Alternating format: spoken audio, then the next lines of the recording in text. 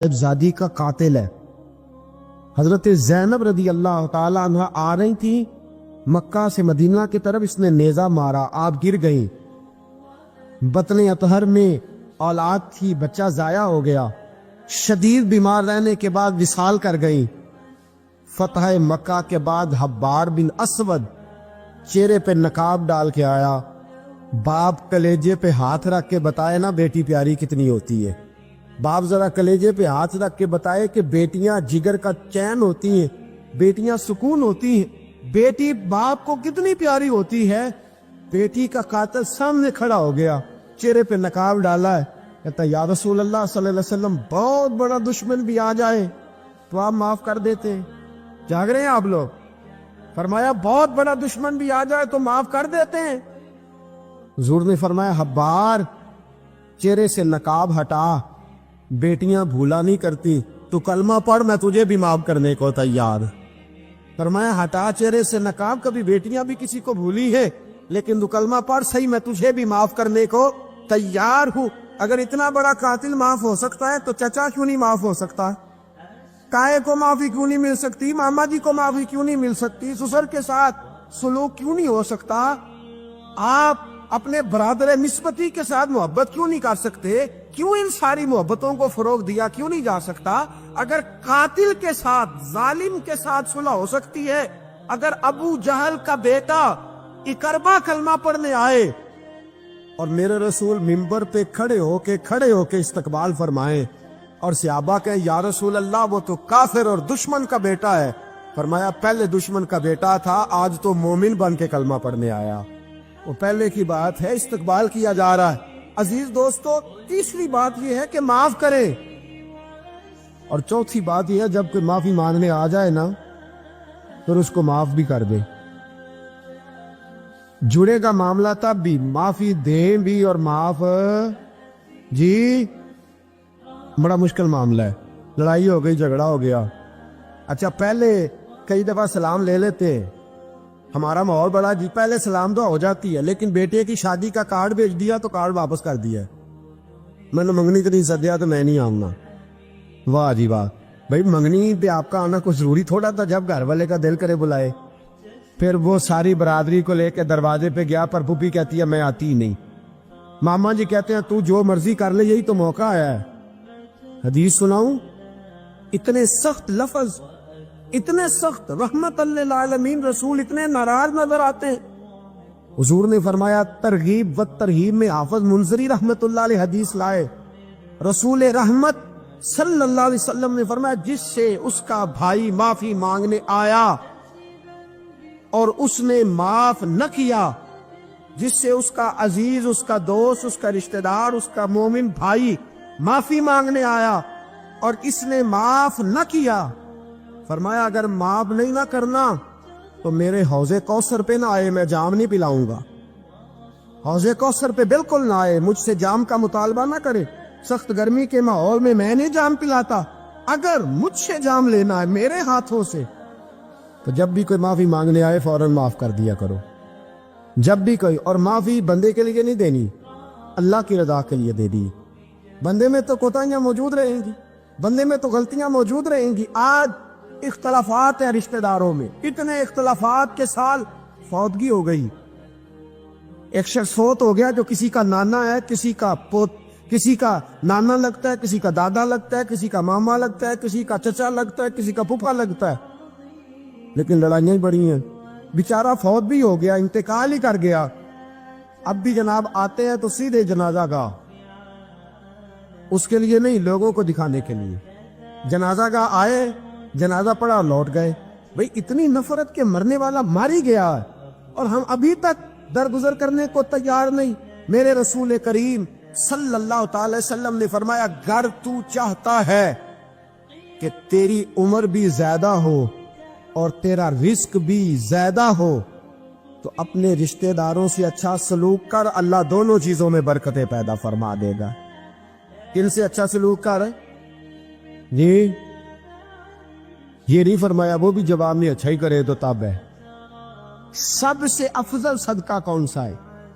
غریب کو دینا، مسکین کو دینا، یتیم کو دینا، مدرسے کو دینا، مسجد کو دینا سب سے افضل صدقہ. اچھا یہ حدیث آپ نے پتا کیا کرنا جو میں سنانے لگا ہوں, یہ گھر جانا ہے, اس کو لکھ لینا ہے اور اس کو نہ پڑھنا ہے کبھی کبھی کھول کے کہ یہ کیا جملے ہیں حضور سید عالم کے, محبوب پاک کے. یہ کیسے عجیب حضور نے فکرے اور کس انداز میں سمجھا دیا, کتنی خیر ڈیل دی اپنے غلاموں کے دلوں میں. حضور نے فرمایا غلاموں پتہ ہے سب سے افضل صدقہ کون سا ہے؟ ایک صحابی کہنے لگے حضور یتیم کو دینا. فرمایا نہیں. سب سے افضل صدقہ کون سا ہے؟ یا رسول اللہ مسکین کو دینا. فرمایا نہیں. سب سے افضل صدقہ حضور مسافر کو دینا. فرمایا نہیں. سب سے افضل صدقہ یا رسول اللہ مجاہدین اسلام کو دینا. فرمایا نہیں. حضور پھر بڑی قابل غور حدیث, جاگیے گا ذرا, ذرا آنکھ کھولیے گا, ذرا ٹیڑھ چھوڑیے گا, ذرا عجیب انداز دیکھیے گا میرے ماں. بھئی حدیث میں فکریں کیسے بیان فرمائے. رسول پاک نے فرمایا تیرا رشتہ دار ہو, سب سے افضل صدقہ کیا ہے؟ تیرا, بولیے یار, تیرا رشتہ دار ہو اور غریب ہو, حقدار ہو. اور اگلے لفظ بڑے عجیب ہیں, تیرا رشتہ دار ہو, غریب ہو اور تجھ سے ناراض ہو. کیسی بات ہے؟ فرمایا تیرا رشتہ دار ہو, غریب ہو اور تجھ سے ناراض ہو. فرمایا کسی بھی طریقے اس کے گھر صدقہ پہنچا دے, سب سے افضل صدقہ کرنے کا ثواب لکھا جائے گا. سب سے افضل صدقہ تیرا رشتہ دار بھی ہو, ضرورت مند بھی ہو اور تجھ سے, سبحان اللہ. ہمارا تو حال یہ ہے کہ اس کو کسی طرف سے آتا بھی ہو تو ہم روک دیتے, کہتے نہیں ایڈا تگڑا کام کر رہے تسی یہ نکالی دیندے ہو, یہ چار منڈے نے کما کے کھان ہو. صاحب اس کو کیا بھائی فرمایا تیرا رشتہ دار ہو, حقدار ہو, ضرورت مند ہو. شرط یہ بھی لگا دی کہ ساتھ تجھ سے ناراض بھی رہتا ہو, اس کو تو صدقہ دے گا تو اللہ تجھے سب سے افضل صدقہ کرنے کا ثواب عطا. تو توڑنے والوں نہ بنو, جوڑنے والے بنو, جوڑ جاؤ. محبوب پاک سید عالم صلی اللہ تعالی علیہ وسلم نے فرمایا لا يدخل الجنت قاطع. فرمایا جو رشتے توڑنے والا ہے جنت میں نہیں جائے گا, جو رشتے توڑنے والا ہے وہ جنت میں نہیں جائے گا. الذین ینقضون عہد اللہ من بعد میثاقہ ویقطعون ما امر اللہ بہ ان یوصل ویفسدون فی الارض. فرمایا جو رشتے توڑے گا وہ تو زمین میں فساد برپا کر دے گا. وہ زمین میں اولئک هم الخاسرون, یہ وہ لوگ ہیں دنیا میں بھی نقصان اٹھائیں گے اور آخرت میں بھی نقصان اٹھائیں گے رشتے داریاں جوڑنے. اور یہ نہیں فرمایا کہ وہ تجھ سے اچھا سلوک کرے تب ہی ہے, سامنے والا بھی سیانا ہی ہو تو تب ہے. تو نے اس کے لیے اس نے سلوک نہیں کرنا, تو نے تو اپنے اللہ رسول کو راضی کرنے کے لیے اس نے سلوک کرنا ہے, اس کے لیے تھوڑی کرنا. سل من قطع کا لفظ کیا ہے؟ اور میں آپ کو ذاتی بات بتاتا ہوں, ایک آدھ دفعہ یہ تجربہ کر کے دیکھا, اس میں خیر ہی بڑی ہے. فرمایا سل من قطع کا, حضور نے فرمایا اس کے ساتھ جوڑ جو تیرے ساتھ توڑتا ہے, اس کے ساتھ جوڑ جو تیرے ساتھ توڑتا ہے نا, نفرت کرتا اس سے پیار کر, اور جو تجھے اذیت دیتا اس کی خدمت کر, اور جو تیرے ساتھ زیادتی کرتا ہے تو اس سے محبت کر. اصل پیار تو یہ ہے, جوڑنے والے سے تو سارے جوڑ لیتے ہیں, محبت کرنے والے سے تو سارے محبت کر لیتے ہیں. فرمایا سل من قطع کا, اس کے ساتھ جوڑ جو تیرے ساتھ توڑے, جو نفرت کرے اس سے پیار کر. پھر تیرے ضعف کا پتہ چلے گا, پھر تیرے حوصلے کا پتہ چلے گا, پھر تیری دلیری سمجھ میں آئے گی. تو دوستو جوڑنے والے بن جائیں, پیار کرنے والے بن جائیں, نفرتیں نہیں محبتوں کو فروغ دیں. اگر یہی کام ہوتا, میں کہا کرتا ہوں اگر دولت بڑی پیاری ہوتی نا تو سب سے زیادہ سیدہ فاطمہ کے گھر رہتی. اگر یہ کوئی بہت اعلیٰ چیز ہوتی تو یہ تو وہ والا گھرانہ ہے کہ 3 دن چولہا نہیں جلا. اور کنز المال میں وہ لفظ موجود ہے کہ حضرت ابو ہریرہ فرماتے ہیں کہ اونٹ کے بالوں کی بنی ہوئی چادر سیدہ فاطمہ نے اوڑھی ہوئی تھی. اونٹ کے بالوں کی بنی ہوئی چادر, اور وہ چکی پیس رہی تھی, چکی چلا رہی. کہتے حضور نے دیکھا تو نبی پاک کی آنکھوں میں آنسو ضرور آئے. اور پتہ محبوب نے کیا فرمایا؟ یہ کنز المال میں موجود ہے. محبوب فرمانے لگے شہزادی دنیا میں تھوڑی سی تکلیف برداشت کرو, آخرت کی ساری عزت اللہ تمہیں ہی عطا فرما. سبحان اللہ. یہ تھوڑی دشواری ہے. یہاں ہر بندے کی بیٹی دکھی نہیں جس کو بھی پوچھ لیں دکھی ہے. جس سے بھی پوچھ لیں، حضرت جی دعا کرنا، پیر صاحب دعا کرنا، مفتی صاحب دعا کرنا، بزرگ کو دعا کرنا. کیوں جی؟ بیٹی بڑی تکلیف میں. کیوں جی؟ کہتے سسرال والے کام بڑا کراتے ہیں. چکی پیستی ہے، لیپا پوتی کرتی ہے، اس کے ہاتھوں میں چھالے پڑ جاتے ہیں. ایسا ہوتا ہے کہ ستو کبھی آ جائیں تو پھر سارا دن وہ ستوؤں پہ ہی گزر جائے. کبھی ایسا ہوتا ہے کہ 3 دن روزے رکھے جائیں اور ایک کھجور اور ایک پانی ملے افطار سحر کے وقت. یوں بھی کبھی وقت گزارا ہے. اور میرے عزیزوں یاد رکھنا، ہم نے جو مزاج اختیار کر لیا ہے نا اس وقت، یہ جو پوری دنیا میں گاڑیاں بھاگ رہی ہیں، ملک سے باہر لوگ جا رہے ہیں، دولتیں جمع ہو رہی ہیں، یہ ضروریات کا رٹا نہیں، یہ ضروریات نہیں، یہ خواہشات ہے. ضروریات تو پوری ہو رہی تھی، لیکن وہ جو خواہشات کی تکمیل تھی، وہ جو پڑوسیوں کی بڑی کار ہمیں پریشان کر رہی تھی، وہ جو گھر کے سامنے ایک پلاٹ تھا اور دل کر رہا تھا حویلی نہ بنا لوں، وہ جو ٹینشنیں تھی انہوں نے بہت بھگایا، لوگوں تھکا دیا. نظریاتی زندگی، اور نظریاتی زندگی میں کچھ کرنے کا عہد، کچھ ارادہ کیا جائے کچھ کام کرنے کا. دیکھو سارے لوگ ساری ڈیوٹیاں تو نہیں کر سکتے. میں یہ مائک اپریٹ نہیں کر سکتا، تو پھر میرا خیال ہے مجھے اس بندے کی بھی قدر کرنی چاہیے جو اسے چلا سکتا ہے. جو کام میں گاڑی میں سفر کرتا رہتا ہوں، وہ کہاں گھوم آتے ہیں، تو میں تو سو جاتا ہوں کئی دفعہ گاڑی میں، لیکن ڈرائیور کو لوگ ڈرائیور کہہ کے پکارتے ہیں، حالانکہ تو سویا ہوا تھا، وہ تو جاگ رہا تھا. اس کی اہمیت کو سمجھنا چاہیے. ہم نہ زندگی میں کوئی بھی کام کریں، ایک تو کام کریں، اور جو ایک کریں زندگی میں لیکن ذرا سونا کر کے کریں. کوئی ایک مقصد بنا لیں، کوئی ایک مقصد ہو، کوئی ارادہ ہو، کوئی پروگرام ہو. نہ سمجھ آئے تو بخاری میں حدیث موجود ہے، ایک بوڑھی اماں حضور کی مسجد میں جھاڑو دیتی تھی، اور چلو کچھ کرتی تو تھی نا یار. اور دیکھو سعادت جھاڑو وہاں دیتی ہے جہاں 70,000 فرشتے سویرے آتے ہیں، 70 شام آتے. سبحان اللہ، سبحان. حضور کی مسجد شریف میں جھاڑو دیتی ہے خاتون. ہمارے ہاں تو خیر امام خطیب کی بھی کوئی قدر نہیں ہوتی، کوئی نہیں ہوتی. امام کبھی کو مشورہ دے لے تو کہتے ہیں اسلام زیادہ دیتا ہے، مولوی نواں لے آؤ، مشورے زیادہ دیتا ہے، اس کو چینج کرو. اور مسجد کے خادم کی کوئی حیثیت، لیکن جو مسجد میں جھاڑو دینے کی فضیلت ہے نا، حضرت بابا فرید صاحب سے جب کو بندہ کہتا تھا نا دل بڑا پریشان ہے، تو بابا صاحب کہتے تھے مسجد میں جھاڑو دیا کر، اللہ سکون عطا کرے گا. مسجد میں جھاڑو دیا کر. اٹھ نہ فریدا ستیا تے خلقت ویکھن جا، تے متے کوئی مل جائی بخشیا تے چل تم ہی بخشیا جا. اٹھ نہ فریدا ستیا تے جھاڑو دے مسیت، اوے تو ستا ہے تے رب تے جاگدا ہے، تیری ڈاڈے نال پرید. اٹھ نہ کچھ کر. وہ خاتون چلو کوئی کام تو کرتی تھی نا. دیکھو نا گلی سے گزرتے ہیں لوگ، ابا کھڈا ہے، سب کا موٹر سائیکل گاڑی سب تنگ ہوتے، جو بندہ ابھی گزر رہا ہے نا روڈ پہ وہ تبصرہ کر رہا ہے کہ دیکھو بلدیہ والے صحیح نہیں کرا.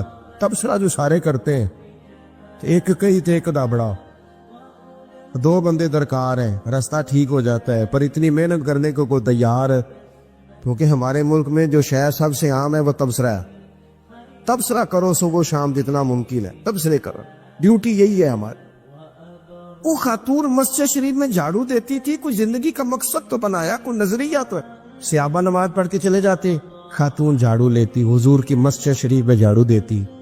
بیمار ہو گئی، قربان جائے، حضور تیمارداری کے لیے تشریف لے گئے.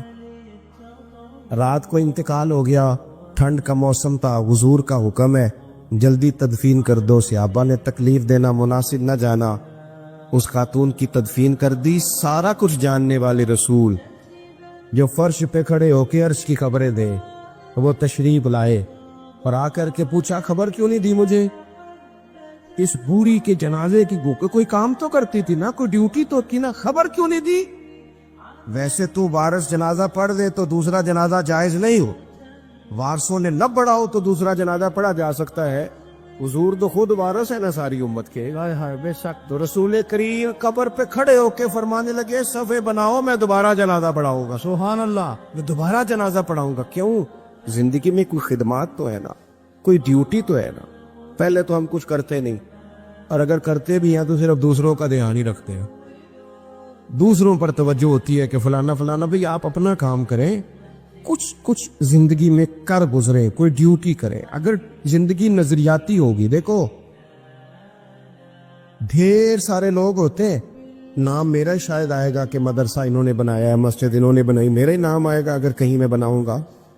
لیکن زمین دینے والے کا بھی ایک کردار ہوتا ہے, اس میں نقشہ نویس کا بھی ایک کردار ہوتا ہے, اس میں ایک اینٹ خرچ کرنے والے کا بھی کردار ہوتا ہے.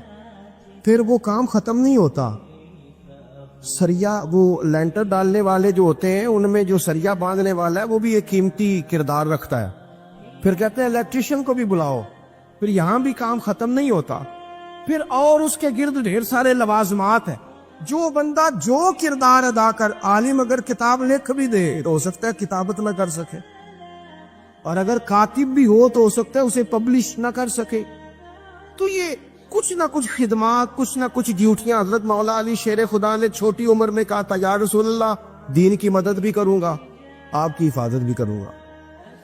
63 سال عمر پائی اور ہر میدان میں اگلی صبوں میں, ہر میدان میں اگلی صبوں میں, ہر میدان میں اگلی. حضور سے وعدہ کیا تھا, یا رسول اللہ ڈیوٹی کریں گے, خدمت کریں گے. ہمارے ہاں یہاں تو منصوبہ بندی ہو رہی ہے. امام غزالی سے آ کے کسی نے کہا حضور کو بندہ مخلص ملتا ہی نہیں, یہ بھی غلط ہو گیا, وہ بھی غلط ہو گیا. تو امام صاحب فرمانے لگے چل تو ہی مخلص ہو جا, تیری شکل میں تو کچھ لوگوں کو مخلص بندہ مل جائے, کچھ کر تو صحیح نا, صرف تبصرے. حضرت مولا کائنات نے عمر مبارک ساری دین کی خدمت میں لگائی. تو جب 63 سال کی عمر میں خنجر لگانا تو لوگ تو کہتے ہیں نا میرے پتر کا دھیان رکھنا اور میرے بچوں کا خیال کرنا اور فلانی ڈیوٹی کرنا. تو جب خنجر لگا تو حضرت علی کیا کہہ رہے تھے؟ فرما رہے تھے مجھے کعبے کی رب کی قسم علی تو کامیاب ہو گیا ہے. یہ دیکھو پانی پرن سہیلیاں تے رنگا رنگ کھڑے تے پریا تے اس دا جانی ہے نا جس دا توڑ چڑھے. فرمایا دیکھو میں نے کوئی ارادہ کیا تھا, آج میں کامیاب ہوا. تو نظریاتی زندگی ہوتی ہے نا, نظریاتی. پھر بندہ تھوڑی سی تکلیف بھی سہ لیتا ہے. کوئی کام کر رہا ہے نا بندہ, صحیح بخاری میں حدیث ہے, ایک خاتون نے آ کے عرض کیا تھا یا رسول اللہ صلی اللہ علیہ وسلم مجھے مرگی کا مرض ہے. بڑی تکلیف میں وہ.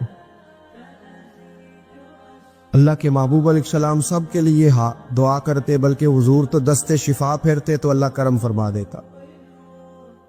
لیکن نبی پاک صلی اللہ علیہ وسلم کی خدمت میں عرض کی یا رسول اللہ صلی اللہ علیہ وسلم مرگی ہے. تو آج حضور نے انوکھی بات کی. وہ پیچھے صاحبزادہ بشیر صاحب تشریف لائے, آگے تشریف لے آئے. نبی پاک صلی اللہ علیہ وسلم نے نا جی آج نظریہ سمجھایا. توجہ ہے آپ دوستوں کی میری بات پر. حضور فرمانے لگے اگر تو کہے تو میں دعا کرتا ہوں اللہ شفا دے دے گا, اور اگر تو کرے صبر. مانا کیا ہے؟ مرگی کے ساتھ ہی گزارا کرے. اگر کرے صبر تو پھر میرا وعدہ ہے رب جنت عطا کرے گا. ویسے ہم پیر صاحب کے پاس, سید صاحب کے پاس, بزرگوں کے پاس جائیں, پیر صاحب ہمیں کہیں کہ گوڑا ٹھیک کرانا ہے درد کہ یا جنت چاہیے, ساڑا کی جواب ہے اے گوڑے دا کچھ کرو نا جی, اس فون نہیں دینا, یہی جواب ہے نا. لیکن نظریاتی لوگ نظریاتی ہوتے ہیں. نبی پاک صلی اللہ علیہ وسلم نے فرمایا کہ تو بتا, اگر تو کہے تو دعا کرتا ہوں اللہ شفا دے دے گا, اور اگر صبر کرے تو پھر تیرے لیے جنت ہے. اس خاتون نے ایک منٹ نہیں لگایا سوچنے پہ. یہ نظریاتی لوگ ہوتے. عرض کی یا رسول اللہ آپ دعا کر دے رب مجھے جنت ہی عطا کرے. سبحان اللہ. کیا مطلب کہ میں گزارا کر لوں گی مرگی کے ساتھ, صبر کروں, مجھے اللہ جنت دے. حضور نے دعا کر دی. خاتون عرض کرنے لگی حضور جب مرگی ہوتی ہے تو جسم سے کپڑا ہٹ جاتا ہے, حیا آتی ہے, خاتون ہو عورت ہو, تکلیف محسوس کرتی ہو. محبوب نے دعا کر دی. صحابہ کہتے ہیں جتنی بھی مرگی ہوتی تھی اس کے کپڑے نہیں جسم سے ہٹتے تھے, جتنی مرضی بھی ہو کپڑا قائم رہتا تھا. دیر تک وہ بوڑھی اماں زندہ رہیں. خواتین ایک دوسرے سے کہا کرتی تھی کسی نے جنتی دیکھنی ہے تو اس بی بی کو دیکھو, اسے دنیا میں حضور نے جنت کی بشارت. نظریہ ہوتا ہے, نظریہ. ویسے آنا جانا, تصویریں بنانا, گھومنا پھرنا, پلاننگ کرنا چلتا رہتا ہے. لیکن جو نظریاتی لوگ ہوتے ہیں انہیں ذرا تھکاوٹ بھی تھوڑی ہوتی ہے. نظریے کے لیے کام کر رہے ہیں نا, وہ بھاگتے ہیں, ان کا بھاگنا انہیں تھکاتا نہیں. جب آپ نظریاتی ہیں تو صبح قیامت پہ نظریاتی اور غیر نظریاتی لوگوں کا نتیجہ کیا ہے؟ یوم نحشر المتقین الی الرحمن وفدا۔ اللہ فرماتے ہیں یہ جو متقی ہوں گے نا، انہیں رب کی بارگاہ میں پیش کیا جائے گا قیامت میں، پر مہمان بنا کے پیش کیا جائے گا۔ ان کا میزبان رب ہوگا، چونکہ انہوں نے زندگی تقوی میں گزاری، محتاط وقت گزارا۔ وَنُسُوقُ الْمُجْرِمِينَ إِلَىٰ جَهَنَّمَ وِرْدًا، اور یہ جو مجرم ہیں جنہوں نے جرم کیے، من پسند زندگی گزاری، فرمایا انہیں پیاس سے ہانک کے دوزخ میں پھینک دیا جائے، پیاس سے ہانکے جائیں گے جہنم کی طرف۔ اپنی زندگی میں کچھ ارادہ کریں، دیکھیں دھوپ چھاؤں آئے گی۔ وہ ہمارے یہاں کچھ لوگ کہتے ہیں دوکھی بڑے ہیں جی، ہنسے کیسے؟ تو میں کہا کرتا ہوں کہ اتنی تکلیفیں کسی کو نہیں آئیں جتنی حضور کو آئی ہیں۔ پر آپ فرمان پڑھیں، حضرت حارث بن عبداللہ کہتے ہیں میں نے تو مدینے والے محبوب کو جب بھی دیکھا ہے مسکراتے ہی دیکھا ہے۔ سارے کام 7 سال چلتے ہیں لیکن اپنی زندگی میں کوئی مقصد ہونا۔ یہ جن بزرگوں کے ہم آراس میں آتے ہیں نا، انہوں نے کوئی مقصد حیات بنایا۔ یہ مت سمجھنا کہ ساری زندگی پھولوں پہ گزری، یہ اس وغیرہ یہ سارے کام بعد میں ہوتے ہیں، ورنہ ڈھیر سارے صوفیاء ایسے ہیں جنہوں نے روڑے کھا کے وقت گزارا، بڑے ٹھیک ٹھاک روڑے کھائے، بڑی تکلیفیں برداشت کی، اور ان کی اگر آپ تاریخ پڑھیں گے تو بڑا کچھ ان کے ساتھ کیا گیا، بڑے معاملات ہوئے۔ ایسا نہیں یہ شہادت گاہ الفت میں قدم رکھنا لوگ آسان سمجھتے ہیں مسلمان ہونا، یہ بڑا مشکل کام ہے، اس سے ہو کے گزرنا پڑتا ہے۔ لیکن ڈیوٹی کریں، کوئی کام کریں، کچھ اپنے ذمے لے۔ یہ جو ہم وقت گزار رہے ہیں نا جی، آپ یہاں کو بیٹھے کہتے ٹائم پاس کر رہا ہوں، تو میں کہتا ہوں اتنا ٹائم کہاں سے آیا جو آپ کو پاس کرنا پڑا؟ بہت سارے لوگ کہتے ہیں جی میں بور ہو رہا ہوں، تو میں کہتا ہوں یار بور ہونے کا ٹائم بھی تو ہونا چاہیے نا بندے کے پاس۔ آپ کے پاس ٹائم زیادہ ہے اس لیے بور ہو رہے ہیں، ہمیں تو ٹائم ہی نہیں ملتا بور ہونے کا۔ تو جب کوئی کام کرنا ہے آپ نے، جب آگے بڑھنا ہے، کچھ مقاصد حسنہ حاصل کرنے، کچھ امور خیر سر انجام دینے، پھر زندگی میں ان کو طے کریں اور ان پر کام شروع کر دیں۔ رکھا حضرت فاطمہ کی بھی 6 اولادیں با اختلاف روایات بیان کی گئی ہیں، 3 بیٹے تھے اور 3 بیٹیاں تھیں۔ 3 بیٹے تھے، امام حسن، امام حسین اور امام محسن۔ امام محسن کا جلدی انتقال ہو گیا چھوٹی عمر میں، اس لیے زیادہ تذکرہ نہیں۔ باقی 2 شہزادیاں بھی ذرا جلدی رخصت ہو گئی، جناب زینب موجود رہیں، کربلا تک گئی، اس لیے ان کا تذکرہ زیادہ کتابوں میں ملتا ہے۔ حضرت فاطمہ سب سے چھوٹی تھی، نبی پاک کے ساتھ وقت گزارا۔ قرآن مجید نے اس گھر کی محبت ہم پر فرض قرار دے دی۔ لا اسألکم علیہ اجرا الا المودۃ فی القربى، فرمایا محبوب ان سے کہہ دو کہ میں تبلیغ پر تم سے کوئی اجر نہیں مانگتا، ہاں میرے اہل بیت سے پیار کرتے رہنا، میرے گھر والوں سے پیار کرتے رہنا۔ اور حضور نے فرمایا الفاطمہ تو بدعۃ منی، فرمایا فاطمہ میرے جگر کا ٹکڑا ہے، جس نے میری بیٹی فاطمہ سے پیار کیا اس نے مجھ سے پیار کیا۔ اور یہ بخاری مسلم ہے، مشکات ہے، فرمایا جس نے میری بیٹی سے بغض رکھا اس نے مجھ سے بغض رکھا۔ کل نمازیں پڑھے نا، بالغ ہونے سے لے کر کل نمازیں، بالغ ہونے سے لے کر کل نمازیں پڑھے۔ لو بڑی بات کرنے لگا، اور بالغ ہونے سے لے کر کوئی نماز قضا نہ کرے، اور جب ہر سال بالغ ہونے کے بعد حج آئے تو حج بھی کرے، ہر سال رمضان آئے تو روزے بھی رکھے، ہر سال زکوٰۃ بھی دے، غریبوں کی مدد بھی کرے، میٹھا بھی بولے، خلوص بھی رکھے، رویے بھی ٹھیک رکھے، پر نبی پاک کے اہل بیت سے پیار نہ کرے، تو ان ساری نیکیوں کے باوجود جب مرے گا تو بے ایمان مرے گا، بے ایمان مرے گا، بے ایمان۔ اور اگر اہل بیت نبوت کے ایمان پر مرے گا تو من مات علی حب آل محمدن مات شہیدا۔ حضور نے فرمایا، امام راضی نے حدیث لکھی ہے، فرمایا جو میرے گھر والوں سے محبت کرتا ہوا مر گیا وہ سادی موت نہیں مرا، اللہ نے اسے شہادت کا درجہ عطا فرمایا ہے۔ تو سب سے پہلی بات یہ کہ حضرت فاطمہ سے، نبی پاک کے اہل بیت سے پیار کرنا یہ ایمان کا حصہ ہے، یہ ضروری ہے۔ ایک بات یہ ہے کہ ان سے محبت، اور دوسری بات یہ ہے کہ کسی کی محبت جو ہوتی ہے نا، اس کا معنی یہ نہیں کہ آپ کو کسی سے پیار ہو گیا تو آپ اس کے دشمن تلاش کرنے شروع کر دیں، بلکہ جس سے محبت ہوتی ہے تو محب کا دل کرتا ہے کہ میرے محبوب سے ساری دنیا ہی پیار کرے۔ اب عجیب فلسفہ ہے نا لوگوں کا، اہل بیت سے پیار کرتے ہیں تو سب سے پہلے اہل بیت کا دشمن تلاش کرتے ہیں۔